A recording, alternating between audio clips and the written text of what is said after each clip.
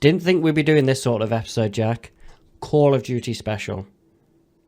Yeah, we've not really played many Call of Duties in the past years, but we're jumping on the ship and we're giving it a go. Yeah, we're going to take a look at the current Call of Duty, which is Black Ops 6, and going to take a nostalgic look back at what is one of the all-time greats in gaming history in terms of the series. Whether you love it or hate it, this is all things Call of Duty on Cool Story Bro. Cool story, bro. Cool story, bro.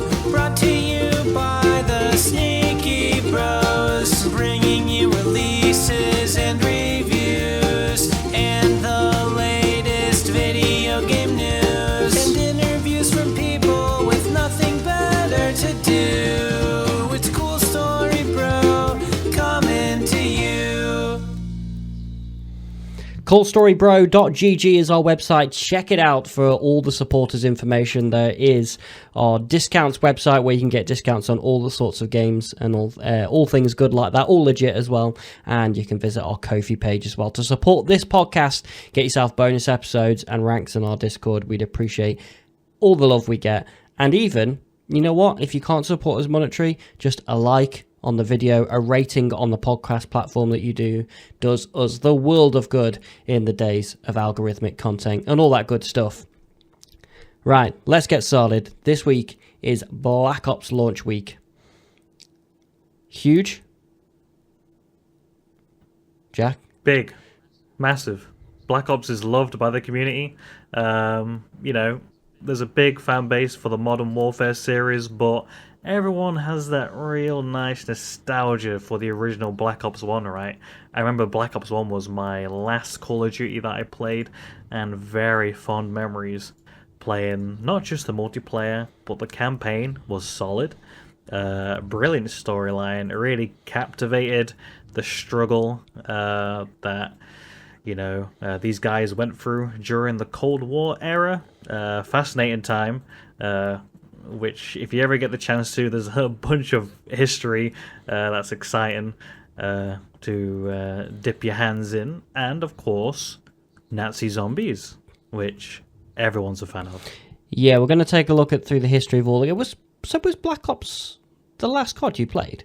Black Ops 1? Yes, so the original Black Ops was the last Call of Duty that I officially bought. So I did play Modern Warfare 3 at some point, which came afterwards, but I didn't buy it. I'm pretty sure I borrowed it off you, maybe, when, we had physical copies back in the day. Right, that was only the game that came after Black Ops, so that's surprising, actually, that you stopped that far back, because Black Ops 2, for me, I remember playing Black Ops 2 a lot. I'm sure we played Black Ops 2 together. Maybe I'm misremembering. Yeah, we may have occasionally just, dabbled in co-op together when I've come along to yours at some point. Maybe we did a couple of Nazi zombie rounds. I do remember some of the maps from 2. There was the launch map with the rocket, I believe, if I'm not mistaken. You probably know more of this than I, but I remember around that period I was delving into the Arma series, so I kind of drifted away from Call of Duty and was playing Arma with the big boys. Yeah. So for me, that Black Ops 2 was my last sort of big COD. Now, I have dipped in more than yourself, so 2012 was Black Ops 2. Then Ghosts came, which was famously awful. And I want to say Ghosts was the year that Battlefield 1 came out. Right. And is it the year Battlefield 1 came out? No, it wasn't. No, it was it Call of Duty Infinite or Advanced? I know it was Black Ops. It was I know it was a futuristic Call of Duty because that was the big kind of take and the comparison everyone was doing at the time. Infinite right? War, that's what it was. Yeah, you're right. So, Okay, yeah. So Ghosts, I'm almost sure Ghosts wasn't loved generally by the community, and that's the first one I skipped in the series. Oh, really? And I just didn't play it literally at all. I couldn't say anything about Ghosts. What I did play though was Advanced Warfare. For me, I don't feel like a lot of people loved Advanced Warfare, but I really got into it, and it was So 2014. So yeah, I just got back from uni. You know what? I weirdly remember you playing that. I remember coming around your house and watching you play. So I always like what I call the current or modern warfare, as if there's a name for it. Nothing too futuristic. In Call of, I do like futuristic shooters. Halo is a big love of mine and things like that. But for Call of Duty, I like either current guns, maybe slightly in the future, or I also love historic as well, which we'll talk about later, obviously with World at War and stuff like that. But this one was really interesting. It had you sort of wore these mech suits, and mech suits, that's the wrong word, sort of jumpsuits, Exosuits. Exosuits, that's what I was looking for. And you could sort of double jump, and it was really fluid, especially on a controller. You could jump left, right, dodge up, dodge down, and it just felt really smooth, the movement did. And this one was produced by Sledgehammer, who have been one of the better developers of Call of Duty. Is Sledgehammer, are those the guys that helped with the Modern Warfare series and Yes. Later editions of the Modern Warfare series, that Right. was sort of what they got involved with. Yeah, the Advanced Warfare maps had this sort of feel to it that the Battlefield community might have called Levolution. There was a couple that was like I can't remember the name of them now, but it was like a sub silo, and like the doors opened up and stuff like that midway through the match, or if you had to meet a certain criteria, I can't remember. I really enjoyed it. I played a lot of that, and I think in recent times that was sort of as far as I went. Don't remember playing Black Ops 3 all that much. Infinite War, no. Do you have the timeline in front of you? Yes. Because so you had Black Ops 1, and then was it Well, Modern Warfare? we'll go through it. So Okay. So I think we've got ahead of ourselves a little bit. Let's jump back a little bit to our first introduction to the Call of Duty series. And do you remember what that was? Yeah, so I remember being a very, very young boy. I want to say I was probably around the age of 12, and I remember we were at like a Christmas Christmas family do, and I remember my uncle talking about how he recently bought the newest Call of Duty, which was Modern Warfare, the original one, Call of Duty 4 in the series, and my cousin was playing that. So I was like, hey, I want to have a go. So I came around, loved it, had to get myself a copy. I remember I didn't buy it at the time. I actually traded in some of my Xbox 360 games for another kid in school. Yeah. Well, no, not even trading in store. I traded with another kid at high school just so I could get my hands on Call of Duty 4. Like, I'm pretty sure I like traded in 2 games for his Call of Duty just because, it's such a good game. I felt like that was a good trade. I felt like that was a great trade. Yeah. I can't remember what the games I traded, but they were nowhere near as good as Call of Duty. So yeah, I remember fondly Call of Duty 4 Modern Warfare was my first official Call of Duty, but then afterwards I did dabble with a little bit of Call of Duty 2 slightly after I played 4 because I heard the online was still phenomenal, and it was. I got some great clips of me and a friend just on Call of Duty 2. There's some really, really cool maps on there, yeah. So that's my initial game was COD 4. So I think you've misremembered something. Okay. So our granddad had a copy of COD 2 on his PC. Oh, really? And we used to play. I know I definitely did, and our cousins used to play. A fond memory of playing COD 2 because they got D-Day missions on there and stuff like that. And that was long before we were playing COD 4 and stuff like that. So that was a couple of years before that game came out. By the way, the whole history of Call of Duty is really interesting. There's loads of documentaries on YouTube, so I'd highly recommend you go and check that out because, way back when Medal of Honor used to be the big, World at War, kind of World War II-esque FPS that most people gravitated towards.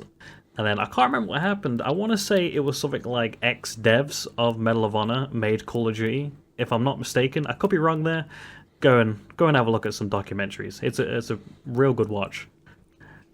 Yeah, it's so yeah, obviously COD 4, as you said there, that was really the launch of the series, despite obviously it being the fourth main one. So that was COD Modern Warfare, as it's known these days, and that just hit really at the perfect time for online gaming. Obviously, the ones prior had online scenes, but generally they were big in the PC gaming world, and back then PC gaming was nowhere near as mainstream as it is now, and console gaming was really king, especially with a younger audience. And that 2007, when that came out, just as most people have got their 360s, good enough internet as well, and that's a big thing. Prior to that, internet connections were, at least in the UK, people were just starting to get broadband around that time, and yeah, hit it perfectly. Outstandingly smooth gameplay. The graphics for the time looked fantastic. Really fun progression system, and yeah, it just nailed it. And yeah, I like the it how rest you really is said. history. So did Modern Warfare? Did that come out in 2007? Yeah, 2007. Yeah. Man, the golden era of gaming, 2007. Endless titles came out during that time. If I'm not mistaken, that was even when World of Warcraft, the original Vanilla WoW, came out as well, if I'm not mistaken, in 2007. Off the top of my head, I want to say you got games like Portal, Mass Effect, off the top of my head. Red Dead Redemption, maybe? Honestly, 2007 was the absolute GOAT of years for video games. Give me some titles. You ready? Super Mario Galaxy, Yeah. Good. Assassin's Creed, which was the first game you had on the 360, wasn't it? Yeah, fond memories playing as Altair. Great game. I remember you playing Assassin's Creed so much because you had the Xbox and I didn't, so always watching you play that. God at War 2 came out, Portal, Team Fortress 2, Yeah, good. Halo 3, Oh, okay, now you're talking. Crysis, Mass Effect, Drake's Fortune from Uncharted, Stalker, Half-Life 2 came out. Oh, So that was episode 2 that came out that year. Valve had a big year. Oh, huge year. Bioshock came out in 2007 as Brilliant well. series, yeah. What else came out that year? Just looking down the list. Back when Valve were actual game developers, right? Rock Band. There's a game that Yeah. you don't get. Actually, I think music games are slowly making a comeback, but they have disappeared for a while. But yeah, I think it was the rise of Beat Saber with the virtual reality Yeah, headset yeah. that really maybe got people's attention. Like, hey, people actually play these games still. yeah. I believe it's one of the best-selling VR games out there. I want to say So WoW actually launched in 2004, by the way. So 2004. the way original. before. Yeah. And I think that sounds right because obviously we were playing games like RuneScape before that. So yeah. Oh, that's right. Yeah, was it around 2007 when we played RuneScape? I imagine that's interlinked, that timeline. Yeah, I think we were probably dipping between the two. We were definitely playing RuneScape before, because I think I started RuneScape in 06, I want to say. I could probably check my account, because I still have my original account, but I'm almost positive I started RuneScape in 06. We love bringing up RuneScape every episode. So COD 4, let's take us back to these memories of COD 4. Okay, What is favorite your map? Yeah, what would you say is your favourite map? Okay, so you'll have to throw some names at me, but off the top of my head, Crash. Yeah, I think a lot of the community will say Crash, and it often comes back in DLC packs and things like that.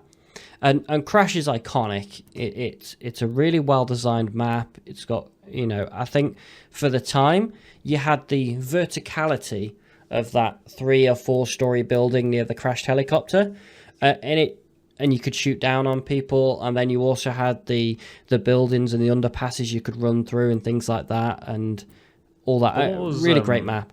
What was great about Crash, with you saying about the 3-story building, what was really interesting was a lot of objectives were actually inside that building. So I remember the search and destroy bomb site was actually in that building. So there was always massive firefights directed at that. I remember fondly, you had to rush that area to really defend the bomb site. Another one of my favorite, Crossfire. Another that for me is my favorite. You know, a lot of people say Crash, but Crossfire, I just feel it just had everything. It's that fighting in the streets that you look for. Yeah. And Crossfire is that you're in a war zone. You've got, you know, the blown out bus at the top of the hill. You've got some really great sight lines if you want to snipe in the buildings. You know, you can be in all the windows and stuff like that. And just think, this is a game where it felt like you could go into every building. You actually couldn't on Crossfire, but it definitely felt like you could in some way. And it just felt like you could get vantage points from all sorts of places. And so if you wanted to snipe, you could. If you wanted to use SMGs, if you wanted to just stand in the street and AR people, amazing. It's a fantastic sniper map. I always liked Overgrown as well. Bit of a choke point, and it was a bit of the noob tube map. People used to run the class where you could could you run double noob tubes? Was that COD 4? Was that Modern Warfare 2? That was Modern Warfare 2. That was Modern Warfare 2, yeah. Yeah, there was a perk where you could have a secondary weapon, I believe. Yeah. But yeah, all amazing maps. Obviously, let's just list off a few more, shall we? So get the community juices going. The ones that are listening, a block, a sniper's paradise. You've got 2 apartment buildings. Let me think. I'm just trying to think. Oh yes, the apartment. Yeah, it's like set in Russia or something like that. Isn't so it? There's 2 apartment buildings facing each other. Every window could be a potential sniper currently aiming their sights on you. Fantastic. Pipeline used to be one of my favorite search and destroy maps. Because you could get on the roofs of the warehouses, but on top of that, you could also go underground as well. There were so many ways to attack the bomb sites. So you said it a few times. So you were a big search player, weren't you? That was your game mode. Yeah. And Team Tactic, because it was a free player mode, and I remember myself, my cousin, and his friend. We used to play that, and there used to be variants. Search and Destroy would be in that game mode, plus some other objective game modes like Headquarters, Domination. You know, all the classics. So Team Tactic, was that just 3v3 on all the normal maps? Correct. Yeah. Right. Okay. COD 4 was one of those. I played it. I was quite late on to COD 4 because I sort of got an Xbox a bit later on, and I bought the game. And still loved it, of course. Pipeline, fantastic map. I was never a big search fan, and I think it's because I never really understood how to play it properly. Yeah. Now, from playing games like CSGO and Valorant, although they're not quite the same, I understand far more how to play Search and Destroy. Yeah, Search was always the competitive game mode for COD, for Modern Warfare in its esports scene. They always use Search. Yeah, actually, it was hardcore Search and Destroy where there wasn't a map, and it was pretty much one bullet, you're dead. Another map I've just thought of, come to my head, Creek. That was really good, and that was a that was a DLC, wasn't it? From the DLC, and it was probably one of the best ones from the DLC. I didn't play much of the DLC, so you'll have to wade in here. I remember broadcast of the downloadable content maps being pretty good. Yeah, it was just sort of you're in a valley, lots of rocks and trees and things like that, and it just played really well. I really enjoyed that map. And I think one more that needs to mention, it has come back in more recent games, but Vacant. So the warehouse, it was just a big warehouse, wasn't it? And it was just, there's loads of really tight sight lines. Really tight. You could often pre-spray a lot of the corridors you jumped out on, and you generally get a kill. Yeah, I mean, there's more classics out there. For example, Wetwork being a really interesting map because it's in the dark. So I remember, you could actually turn on your night vision goggles, and that was the only map where it actually helped. Is that the one on the ship? On the ship. On the ship, yeah. Yeah, other maps, you got District. Now that is fighting house to house. Most of those buildings you can go in. Yeah. Backlot, another one, where lots of houses where you can go into. You got the Bog, where it's mostly outside, mostly in the dark as well. Fantastic Is that map. the one that had sort of it was like a bit of a Yeah. junkyard? Yeah, yeah. Yeah. Exactly that. Yeah, so obviously fantastic game. Really opened it up to a lot of people, and I think most people would say this is where they joined Call of Duty. Absolutely amazing time for gaming, and really set the stage for the next one in the series, which was only a year later. You know, so in 2008, World at War came out. By a and- different studio, Treyarch, right? Yeah, and wow, what a game World at War was. As you say, done by Treyarch. It was set during World War II, which I would say I would favour over the Modern Warfare, that sort of era of shooters, and just everything about the game. And it was a really nice contrast for that World at War to come out then. Also, if you still wanted to play Modern Warfare, like there was still a good community on there that wanted to stick to modern guns, but then you had this choice of going to World War II with World at War as well, and that sort of lent itself to COD's history in terms of how its earlier games were. You know, they were a lot of them had that focus on World War II, and I would say Call of Duty 4 was the front door, right? yeah, World at War after that was the stepping stone. The game after that, which we'll talk about shortly, Modern Warfare 2, was when everyone was playing it. That was game. pinnacle, the top of its game, Call of Duty. But let's dial back down to World at War, the next entry. That introduced Nazi Zombies, a new game mode to the Call of Duty franchise. I did a little history with Nazi Zombies, and did you know that the original idea came from a mod called Killzone? No, not Killzone. that was a standalone game, wasn't it? Called Killzone. It was. Hang on. Let me just shout over to my wife. Hey, honey. What? What's that zombie game that came from a Valve game? That Killing Floor. It was Killing Floor. That's it. What? So Killing Floor was before Nazi Zombies? I believe Killing Floor was before Nazi Zombies because it was originally a mod. Right? Are you If I'm- sure? I'm almost certain Killing Floor, like the mod version, which was on one of the Valve games, I believe. Right. So Interesting. yeah, Killing Floor came first, I believe, and then Nazi Zombies really brought it to that next level.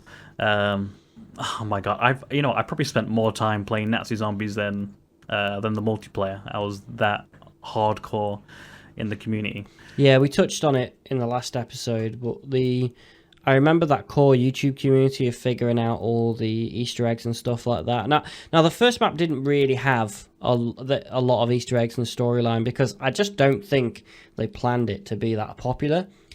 And it was so popular they brought out all these extra maps. Obviously, Shima Numa is one that brings to mind. And it really started to add a lot of Easter eggs and get the community talking. And it sort of built out that Nazi Zombies world. And just what a really fun just mini game that's in a game. And you know what? It's to the point now where Nazi Zombies definitely could be its own standalone game. Thankfully, they don't do that, and they still package it with other games. And the latest Black Ops 6 does have zombies, which we gave a go, and there's always great callbacks to the original. You know, the core gameplay is still there. Thankfully, it's more sped up, so the big problem with the original map was it was slow to ramp up. So if you died, it would take you a long time to get back to a winning position. And really, you could only take the original maps so far. You know, if you were lucky enough to get the ray gun in the chest, in the random chest, then that would really give you the huge advantage to run around the map and keep training them. But yeah, there wasn't a lot to the original map. But as soon as the next ones came out with perks, the Pack-a-Punch machines, and the Juggernog and all that sort of stuff, you know, the cola machines, as it were. Yeah, really fun game mode. You need a little revive. Yeah, I remember the perks were introduced literally in the second map, right? Which was the Insane Asylum. I always forget the name. Which is an incredibly hard map. I remember the first map, you know, if you got yourself a good crew and some good weapons, you could probably make it to round 30 plus. I remember the second map, you know, you were a good team if you made it to round 15, I remember. It was that difficult. If is that the map where you started split up? Yes, it is. Yeah, you're right. So Yeah, you do. both so you started on the other side of the door, and then you had to get the power on to link you both back together. Yeah. The memories are flooding back now. Yeah, really, I enjoyed that one actually. But yeah, you're right, that was difficult. The reason it was difficult because it was just so tight. And there wasn't really many places to run. But then you got Shinonuma, where you could train the zombies a bit more. Still a very hard map. And they brought the traps to the new level. You got like spinning death traps, flinging zombies everywhere. That was fun. Yeah, just a really great mini game that obviously has now stood the test of time and features in many Call of Duty games. And I think actually, really, people would be upset if they didn't include zombies these days. Oh yeah, it's always requested. And sorry, I just want to touch on the final map, Derice. Oh yeah, which was a community favorite. It's probably my favorite Nazi zombie maps of all time, just with the amount of Easter eggs that are embedded in it. And apparently, to this day, I think there's still Easter eggs to be found. So yeah, get hunting. Now you got. I don't think it's this game, but you got onto the high scores of not zombies at one point, didn't you? Yeah, so that was actually Black Ops 1. So one of the original maps, I can't remember its name, but you were in a theater. You know, there's a stage, the Pack-a-Punch is up there as well, where the projector is. Yeah, I remember fondly, I met this dude playing Red Dead Redemption. He was also a big Nazi Zombies fan. He wasn't working at the time, and I was just a teenager, so we're like, hey, let's go for a rank 1, let's see how far we can get. And I think we're in like the top 100 of players for duos. It was fun, but it was sweaty. I remember, you know, we were in that server for about 8 hours. So what was the strategy? So you must have had a strategy where basically you couldn't ever lose, and you only lose because you get fatigued or something like that. Right, yeah. So you could, you pretty much opened up the whole map, and then you just literally ran around it. You know, it is a bit harder than me saying run around it. You didn't have to run the zombies in a certain way. You had to do certain things if certain variables happened. You know, because you know in Call of Duty, if you get to that special round, you know, between 5 and 8, something special happens. Like dogs will spawn. Aliens will spawn. I know on that map there were zombies that would crawl on the ceiling, which was an interesting take. So yeah, you had to, you know, there was skill to it, but essentially, you know, it was just it was more of a mental game. And if your Xbox 360 broke during it, which it did on occasion, but yeah, I remember we got in the top 100. That was fun. The old Red Ring of Death. Oh yeah. Would you say that's the highest you've ever got on a leaderboard in a game? Yeah. Off the top of my head, it's probably top 100. You know what? Everyone above you probably hacked it anyway, so you're probably up there with like some of the best actual people that did it. Yeah, so the people that were ahead of us, they 100%, hacked. It was very, very obvious. They were on rounds like 100, which were unheard of at the time. It has been broken now, so people have legitimately done round 100s plus, but they take days to get there. It's very hard. I know in single player, you can actually pause it at the time, so you could pause the round. I know there were certain YouTubers that would pause it, go to sleep, unpause it, and play. But in duos, you couldn't pause, so that's where the real hardcore players were at. Just quickly touching on just a couple of the favourite maps from World at War before we move on. I always liked Castle. That was really really good. Cliffside, great map. Upheaval, Hangar as well. yeah, all great maps. Subpen, that was always a popular one. Was that from the DLC? It was, Subpen. yeah. Yeah. You know yeah. what's interesting about World at War map? Is that there were certain maps where it placed a tank in the map. Isn't that so weird? Oh yeah, you got tanks, didn't you? Yeah, there was only on certain map. Yeah, you're right. I totally forgot there were vehicles. And you know what? That again harkens back to the original sort of Call of Duty. You know, I remember playing like the old COD 2 and stuff like that, and some of the missions you'd be darting between, you know, broken buildings in, you know, just after landing in Normandy and all that sort of stuff, and then suddenly a tank would roll in, and you'd have to duck down and hide and stuff like that. Yeah, remember that? Yeah, having to throw sticky grenades at them and stuff like that to try and kill them. There you go. The sticky grenades or the bazooka. Yeah.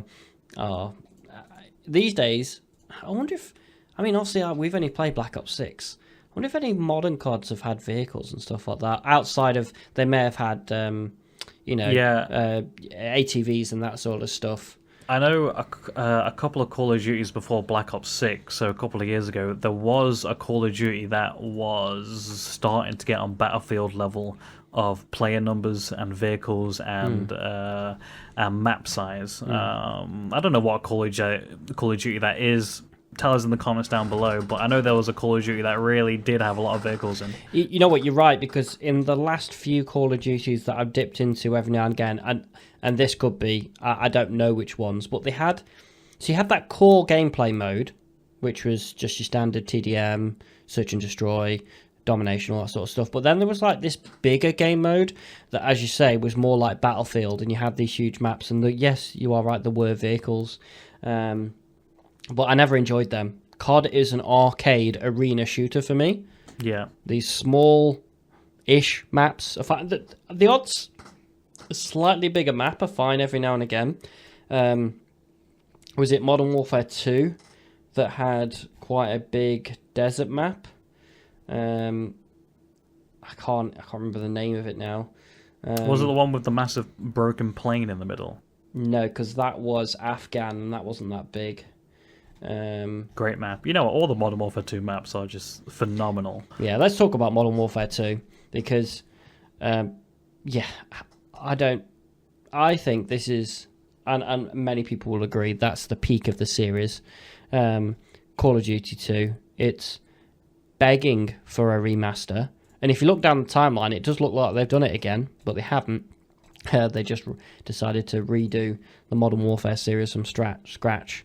But, there was a mod recently that came out, which was the Modern Warfare 1 Remastered, which they had modded to include all the...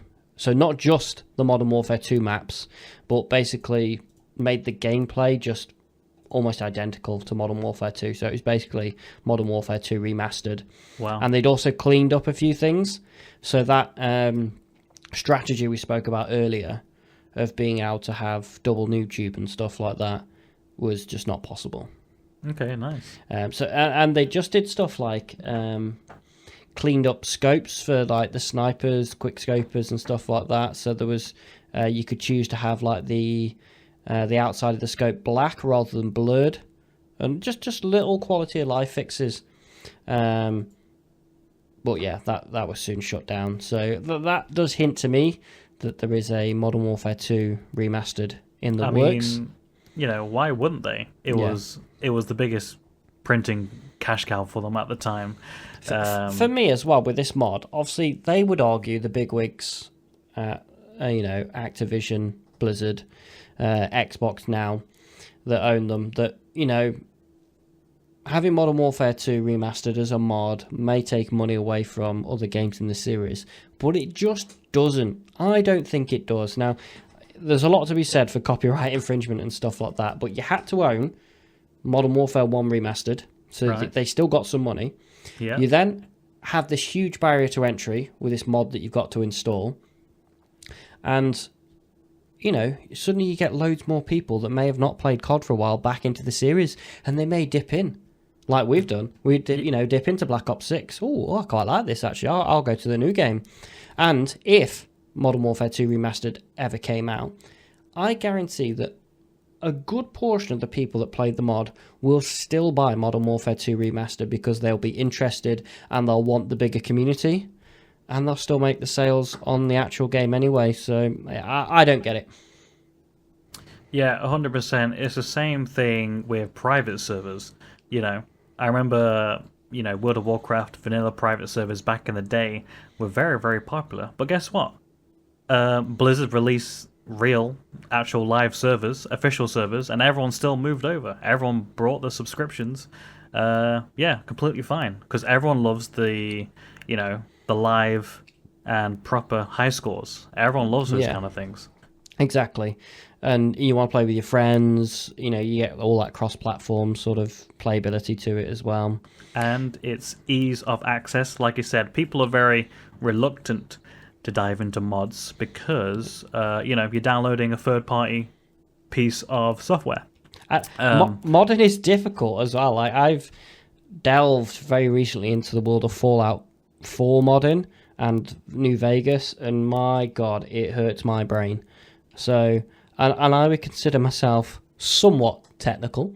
I'm not gonna big myself up too much, but I know what I'm doing with a PC, and yeah, so it is a huge barrier to entry with mods. Of course, if you've got a console, it's unlikely that you'll have mods unless you've got a Fallout game. Then they do paid mods. But yeah, it's I understand what would be said in a boardroom meeting. All these people sitting round, shareholders, all that sort of stuff. Oh, they've copied our game. It's going to take money away. Simple as that. But if you actually think of it long term and just people's love for the game and the community, I can't see it doing that much damage. And in fact, I would argue that it would increase the brand. I 100% agree. Like you said, they have to buy the games to actually play the mod. Therefore, it's not hurting the community. Yeah, so they sales. did shut round one down a couple of years ago, which came packaged with the game you didn't have to buy from memory. Right. Okay. But this one, you had to physically buy the Modern Warfare 1 Remastered. But I'm sure we'll see Modern Warfare 2 Remastered, one of the best arena shooters of all time, if not the best. The only game really that gets close to me, obviously I've said World at War, really like that one, and Halo 3 for me really sits, which was around the same time as Modern Warfare Original 1 came out. They for me are the key for enjoyment around that time. Actually, the original Unreal Tournament as well. I'm going to throw that into the hat. Really go obscure. I really liked Unreal Tournament as well. Yeah, that was one of your go-to PC games at the time, wasn't it? Yeah. I really liked that as well because the COD games I played on console, and Unreal Tournament for me was my sort of first entry into like a server browser and being able to choose what server I'm playing on. So if I really liked a specific map, you could just play the 24/7 whatever map servers and just enjoy that. Or if you just wanted to play Capture the Flag. Also, you had all these third-party game modes. You had like Bunny Tracks, which I played a lot of, which I think in modern terms might be called surfing or parkour maps. Yeah. But yeah, Bunny Tracks were essentially you just had to traverse a number of obstacles and get to the flag at the end, and fastest time wins basically. What was great about the servers, Matt, is they were a glorified chat room, because you'd see the same faces come back to that certain server every night. I'm sure, on the Bunny Track servers, you saw regular names pop in, all the time. Oh, 100%. And I think that's why I probably gravitated more to the Bunny Track servers, because if you didn't want to do the course, you didn't have to. You could just stand in the start, just chatting to people. And that's what a lot of people did. So yeah, fond memories of Unreal Tournament, but yeah, COD 2 still sits up there as I think one of the best arena shooters. After COD 2, we had Black Ops 1, which I think is another fantastic entry into the series from Treyarch. And so this, by now, we're on the 7th rendition of the game. and took the series in a different direction, but still a good one. You know, I really enjoyed. I'd say this is probably the campaign I played the most. And it's not the best campaign by far in a way, because the Modern Warfare numbers, ones are Mason. fantastic. The numbers. But Black Ops and the multiplayer, all solid. And I think Black Ops 2 was the one I played the most out of the series. And I was pretty amazed to see that the new COD was called Black Ops 6, because I was like, there's no way they've done 6 Black Ops games. But they definitely have. So Black Ops 2 came out in 2012. So then Black Ops 3 was 2015. And then the next Black Ops in the series was after they did WW2, which was 2018. And then they did Black Ops Cold War in 2020. So that that was technically Black Ops 5. Really? And then they had Black Ops 6, which has come out now. So between Black Ops and Modern Warfare, that's the brand that's done the most. Because Modern Warfare now, they're technically on Modern Warfare 6, I want to say. Wow. Because they did Modern Warfare 1, 2, 3. But then they went back again and did Modern Warfare 1, 2, 3. And they were all different games. So, since Black Ops 1, how many games has there been? Since Black Ops 1. So, Can you do a little count? Yeah, so Modern Warfare 3, Black Ops 2, Ghosts, Advanced Warfare, Black Ops 3, Infinite Warfare, World War 2, Black Ops 4, Modern Warfare, Black Ops Cold War, Vanguard, Modern Warfare 2, Modern Warfare 3, and then Black Ops 6. Wow, so that's 14 games? And that's, yes, so it's technically 52 games in the series, but that counts all the mobile games and the remasters and the, zombies, all that sort of stuff. 52 entries? Yeah. I didn't know it was that many. But that also includes like Nintendo DS versions and all that sort of stuff as well. So it still counts. Yeah. Like, but yeah, 52 entries into the Call of Duty series. So absolute money spinner. And obviously that's not even including the Battle Royale game mode, which sits as a separate game. Oh, no, it does. Sorry, Warzone is included in that count. My apologies, yeah. So, the first... Oh, what was the first Battle Royale called? Blackout. Right? Blackout, yes, that was right, yeah. When did that come out? Blackout. I mean, it would have been one of the Black Ops, right? So, I'm going to guess Black Ops 4. That's my guess. So, it would have been around that PUBG sort of time, wouldn't it? So, it would have been... 2019, between 2017 and 2019, yeah. Probably Black Ops 4, which was 2018. Yeah. Throwback for you. Go on. Technically, one of the last times before Black Ops 6 that I played a Call of Duty was actually at Eurogamer. All right, okay. What was out that year? I want to say, I fondly remember it was a Black Ops game, so it was probably 3 or 4. Okay, I need to work this out now. So we had the YouTube channel 2011. So yes, it was probably Black Ops 3 or Advanced Warfare. I think that was the time. Did we play it? You know what? There was one time I went to Eurogamer where you weren't there. It was myself, Dalfir from 404 Games Not Found. He's a good friend of ours, and my cousin. Yeah, I remember us three went to Eurogamer one time, and I think that might have been it. I remember playing Battlefield 4 when we went to Eurogamer. Yes. And we queued not too long for that actually. The queues were fine. Yeah. I think we queued the most for Elder Scrolls Online. I think that was the biggest queue we had because it was sort of just one big session and it took a while to reset, I think, from memory. There's some really interesting games that year. What a really cool launch of Elder Scrolls Online. Was it? Yeah. I remember it was massive hype around it. I mean, there's always hype around a new MMO and a new game, right? And I remember the launch, it was just everyone was playing it, weren't they? You know, it wasn't the best game. It's not the best. I think it's in a good place MMO. now. I think. Yeah, it's got a core community that love it. It's still being updated every year.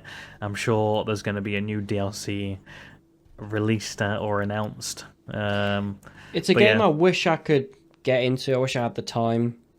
There's a couple of MMOs that I'd love to revisit. That being one of them, and then SWTOR being the other one.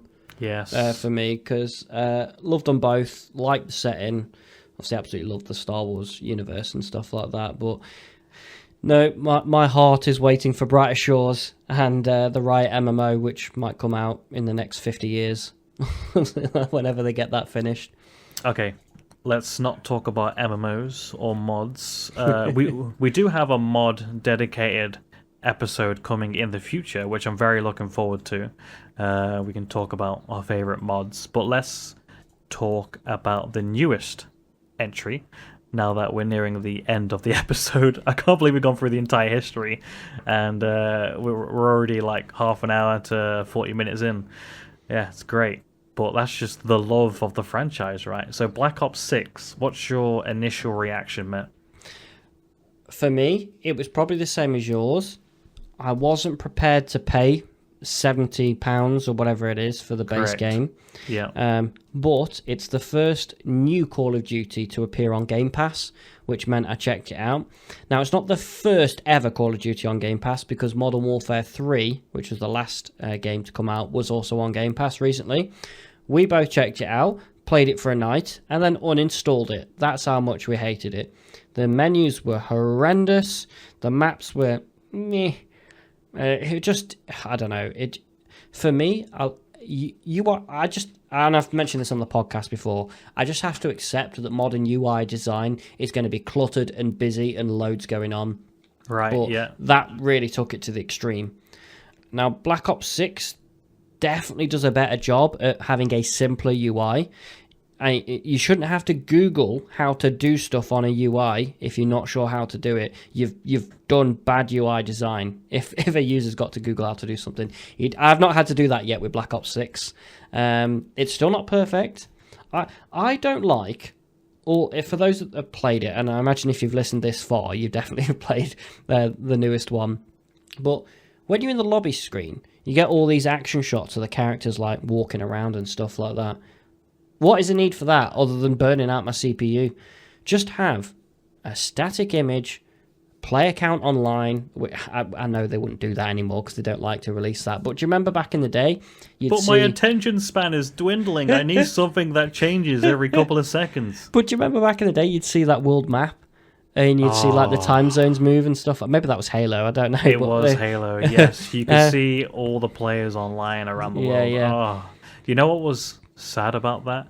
Was when the servers were going offline. I've seen that video. And all the lights were just slowly fading into darkness. And there were a couple of strong heroes that were left holding the flag, capturing the flag maybe, keeping that light alive for as long as they can. That's a great documentary as well about the Halo servers. Blooming And- love Halo 3. And the Amazing. champions that kept it alive for as long as possible. But before we talk the rest about COD 6, I've got to talk about Halo 3 because for us, and this is a reason why we stayed away from some of the other CODs at launch, is Halo 3 gave us split screen multiplayer on the same console. That's correct, yeah. So for us living in the same house with one console, it allowed us to play together online. And that is a feature that didn't come to COD for a long, long time. And I remember every COD launch checking, like, oh, is it going to have split screen, local multiplayer? Nope, doesn't. So, yeah, I have a confession to make. go on. You've unlocked a memory with cooperative play and Call of Duty. Go on. I have actually, in fact, bought a Call of Duty after Black Ops 1. I completely forgot about this. When I was in America and we had a PlayStation, I actually bought World War II Call of Duty. All right, okay. Because that had co-op split screen. So my wife and I would couch co-op together online, play as well. And that was fun, because, you just had most people had a big TV in the front room, so you weren't at that bad of a disadvantage compared to everyone else, and you're on the same team, having a laugh, good fun. So yeah, I tell a lie. I have actually had a Call of Duty experience after Black Ops 1. There we go. So I'm kind of a little bit upset I missed this one because it's the first COD. That was the first COD since 2008 to set in World War II. I never played it, so I know nothing about it. It was solid. But so yeah, was it just a standard COD experience? Yeah. So you know what? I didn't play much Nazi Zombies on that game. I don't think it was very memorable, but I did like the multiplayer. It felt a lot like World at War. A lot of throwbacks. Obviously, it's World War II, so you are going to get that feel, but it was a little bit more slowed down compared to the Modern Warfare games, which I liked. And the maps weren't too bad either. Not as good as the originals, but it was a solid Call of Duty. Yeah, around that time. So I think it came out slightly after, but that's probably a lot of people had this. I was playing PUBG around that 2007, 2008 time. So yeah, I didn't play COD for a long time because that was the shooter that grabbed my heart for a long, long time. And we'll talk about PUBG another time because I could talk for 4 hours about PUBG and my experiences. You could, yeah, but PlayerUnknown's Battlegrounds, it wasn't on console back then, right? No, it wasn't. No. So anyway, back to Black Ops 6. Better UI design. And the maps, for the most part, I've been really enjoying. They're laid out very well. They've got some inspiration from older maps as well. Like Scud, for me, just screams, the Modern Warfare 2 map with the dome on, which I'm forgetting the name now. But yeah, it's. Oh, really enjoying it. And like Derelict, it's just like one lane map, but lots of different bits of cover and stuff like that. So that's the train yard one. Babylon is kind of your standard. Babylon. I'm sorry, I have to say that every time someone says the name. It's slightly bigger than like your Shipment or your Nuketown, but it's that style of map. It's your very, very, and it's a fast-paced game anyway, Call of Duty, but it's sort of in, bang, shoot, or you die, and it reminds me of a smaller version of Showdown from Call of Duty 4, where you have the centerpiece, but then outside it's just a simple ring around the map. Yeah, I quite like Babylon. It's fun for the objective game modes. Yeah. Oh god, I forgot about Showdown. But the difference with Showdown is you had that upper level as well. You did, yeah. I think Babylon would actually benefit from an upper level as well. I would agree. That'd be kind of cool. Your Skyline is your standard sort of mansion house. You're in there. That's a nice map. Can I be honest? Go on. I would say Skyline is probably my least favorite map. Right. Okay. I think it's too open for me. I like to have my little corridors and be a bit sneaky and, mow down the enemy. I feel like when I spawn in Skyline, I feel like I could be shot from anywhere. It's terrifying. Yeah, there is that, but you got to keep moving in Skyline. That's generally the way to keep it going. Now, weirdly, I've played it loads, and I've only come across Lowtown once, which is, I think that for me is the map I enjoy the least because it's just swimming simulator half the time because I don't know the map yet, but it's not awful. I can still play it, but I think it's just because I don't know it as well. Yeah, so. Lowtown's an interesting one because you can keep to the streets and to the bridges and the houses and play it normally, but you could also get to objectives a more unconventional way by taking a little dip, becoming a little bit of a dolphin diver, quite literally, and sneaking up behind people. There's nothing more fun than, coming up for air and shooting someone in the head. Yeah, Lowtown is probably the most creative way to get kills, I would say. It's an okay map, yeah. I quite like Is it called Verkuta? Yeah, I was going to talk about Vakuta next. Yeah, that's probably my second favourite map. The snow one with that weird disc vault thing in the middle. I don't actually quite know what it is. It's like a shelter near with the bee capture point. And that bee capture point is utter chaos, but it's laid out really well. And the rest of Vakuta sort of have that train yard as well down the bottom, which loops around. Yeah, really enjoy that map. There's also Payback, which is your bog standard mansion in the hilltops. Really fun search map. Obviously, a search and destroy map in any house is always fun. It gets chaos in the upstairs of Payback. Really tight area, but then it opens up a bit around the map in the garden areas. Solid map, I would say. I quite like Protocol. Yeah, that's the With the lighthouse. probably one of the biggest maps, I'd say. Yeah. That and Rewind, probably the biggest maps. Yeah. Now, there isn't you normally get, at least when I used to play COD, you get this one giant map in a lot of the games that just have a lot of open space that would lead to a building that there you'd have your sight lines and your short corridors and all that sort of stuff. Yeah. There doesn't seem to be that on this. Rewind could potentially be argued that it has that because it's got the car parks outside and stuff like that, but they're still cluttered with enough vehicles that it still feels tight and you can dart between the diner and the main row of shops. Talking about Rewind, that was originally my most hated map, but it's now started to become my most favorite map. I love Rewind now. Yeah, because you've got to play it different to other maps. I think that's why you've got to be careful not to swap the spawns. So you've got to hold back and just hold your positions and and keep clearing out the various areas. Pull back on yourself. Can we talk about Subsonic? That map is chaos and gets your heart pumping, especially when people open the hangar doors.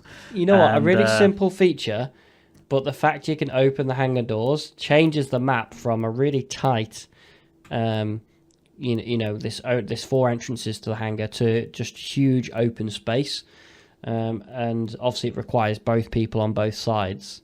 I really like maps that have got that sort of option. Players can choose to change the map and play it in their way, and it doesn't ruin the map in any way because you get this audio alert that the door's about to open in. So would you call that a levolution? Right? Levolution. Not quite, but yeah, it's getting there, isn't it? Because the doors do close after a certain period of time. I feel like more of the maps need that, where there's that player interaction to create something in the map happen. Because Subsonic really stands out to be a fun map for me, just because you can have that option. Yeah, there's an activate security system on Skyline, which I still haven't worked out what it does yet. But there's definitely a lever you can pull. What happens? Who knows? Some of the maps you probably wouldn't want, like loads of moving parts and stuff like that. But maybe on Derelict, if you could pull a lever and one of the trains rolls forwards or something like that, that might be cool. So it opens up a different vision. But very few complaints about the maps, actually. And that's normally, outside the UI, the next place I come to complain. Now, I have had a complaint from someone else we've been playing with. And for me, this isn't something that particularly bothers me, but I can imagine it does bother a lot of people, that the attachment and gun licenses they don't bother with in a lot of the CODs. So a lot of the gun attachments are just called different things. Right, I didn't even think about that. Apparently the licenses for this sort of thing are quite cheap, and you can... it might be seen as, and they're cheap because these companies want to promote their various attachments to the weapons and stuff like that. So licensing them wouldn't be too difficult, and a lot of other games do that. but Call of Duty decide not to license a lot of the guns or attachments and just go with names that are very similar. So, like, instead of the MP5, you're going to get things like the C9, that kind of thing? Yeah, so I say I don't know a lot about this sort of thing, so I'm not going to pretend I do, but from what I've heard from a friend is that the licensing for guns is relatively cheap. And in the grand scheme of COD, I think of a lot of smaller scale shooters that have got licensed weapons and attachments in there. So, interesting. Yeah, that is really interesting. You should bring that up. That I didn't even think about that, but it makes sense how some people could have a bit of like, I don't really want to learn all these things again. It's clearly an AK-47. Just buy the rights and call it an AK-47. Let's not call it the BK-68. You know what I mean? But yeah, I get where they're coming from. Interesting take. Yeah. And yeah, I would, if you've got Game Pass, check it out. It's definitely worth it for, included in your Game Pass fee. And I think a lot of people will be in that boat that they'll be checking the series back out again because it's on Game Pass. And, like us, get the bug for the series again. Will I be playing it as much as I used to? Probably not. But every now, like for a long time, when you just have one of them nights where you don't want to play a super serious game or anything like that. You just want to play something that, is thoughtless. And that's the wrong way to explain it because you should, the really high-level players have put a lot of thought in and they're very good at it. But just to sit back and not really think and just run around and shoot people, that's the perfect game for that. And I've been missing that for a long time. The most recent Halo release definitely scratched that itch for a while. But that's a much more difficult game, in my opinion. The time to kill in Halo games is a lot longer than Call of Duty. So, really quick time to kill, especially if you play hardcore, which we've not checked out yet. But might check out soon. I'd always prefer Core, though. Talking about weapons and killing, what's your favourite weapon?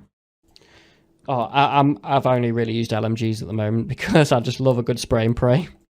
Yeah, so I originally was using the assault rifles, and I was having a bit of trouble, and you were like, hey, pick up an LMG.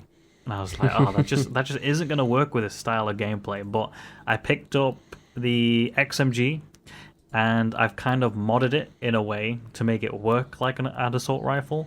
So it's a bit more mobility.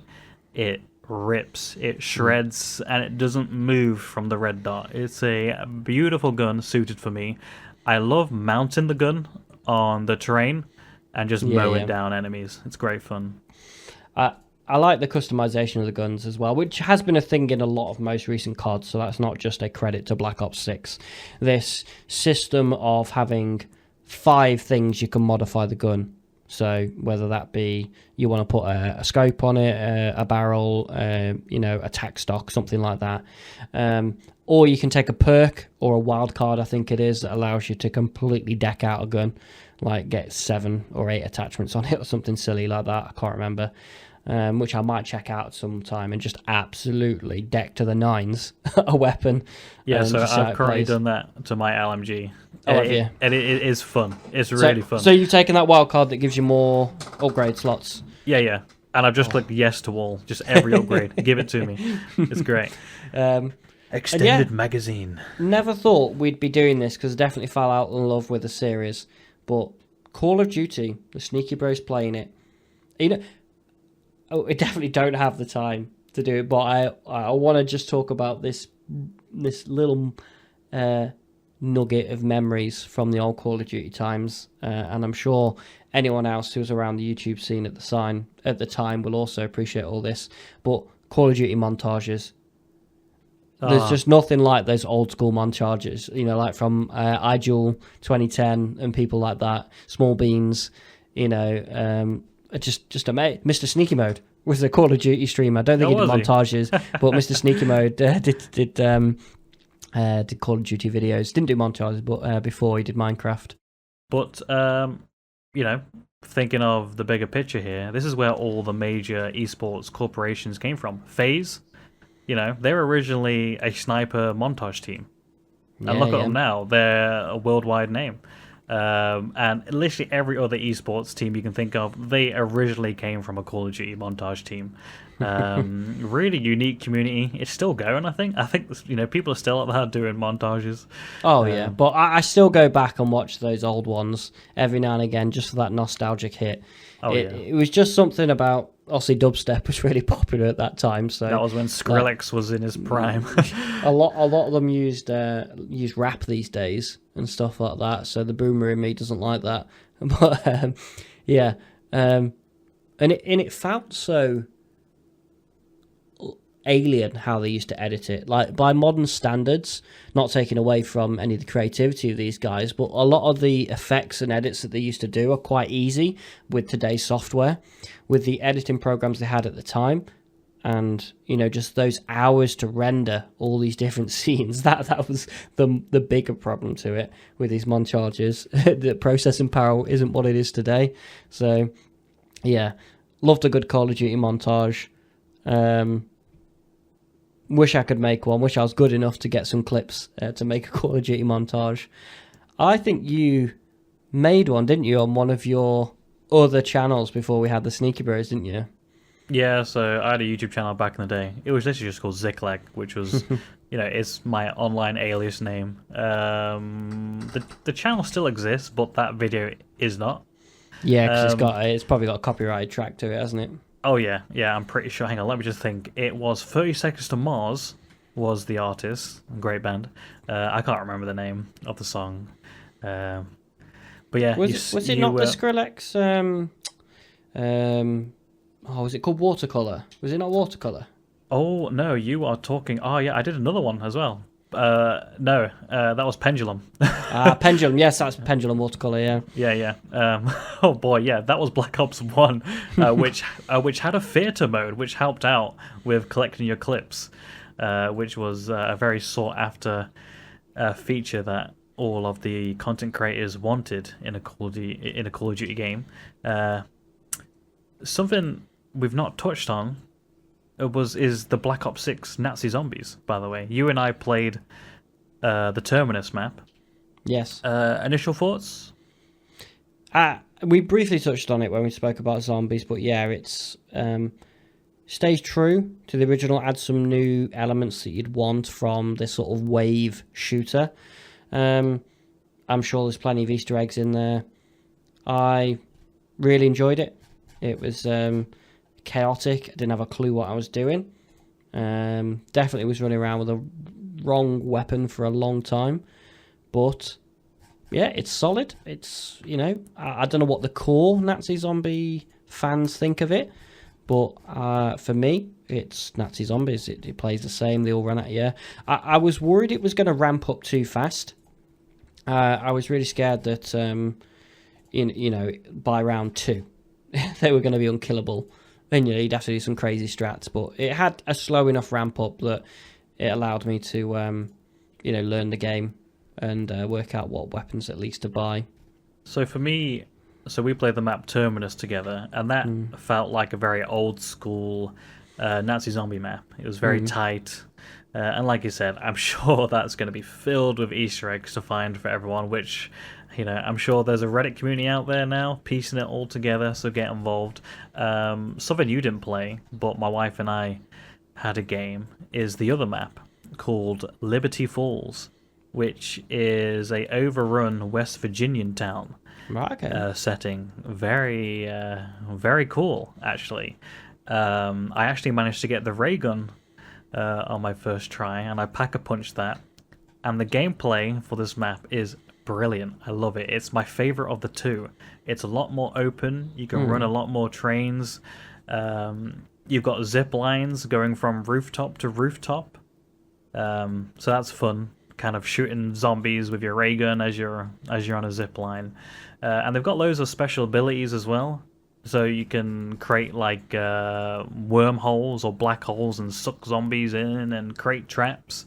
I had a lot of fun playing Liberty Falls. I feel like that's a map that you definitely have to try out, Matt. I think you'll like it. It's a great setting as well, like a hick town in West Virginia. It's fun.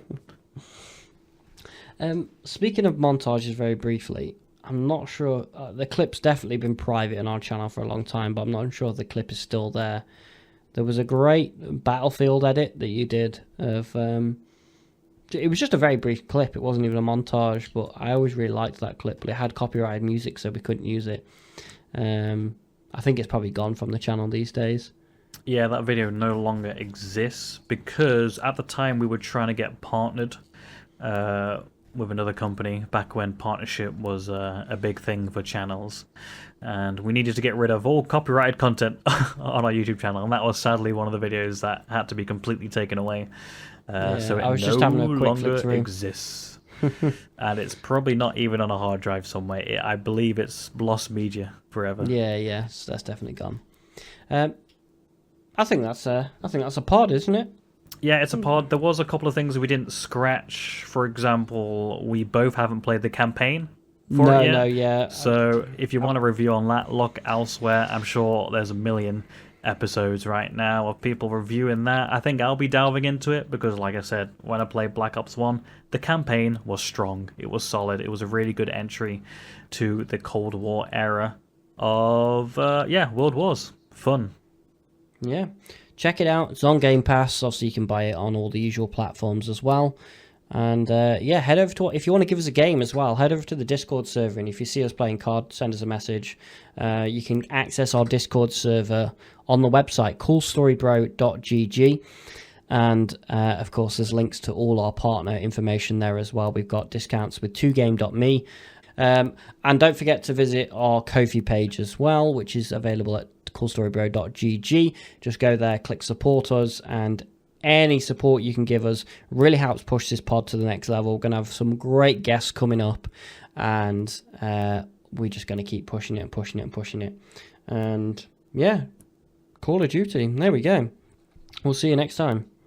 Yeah, didn't think I'll be playing this again in 2024, but here we are. We'll see you next week on Cool Story Bro. Story Bro.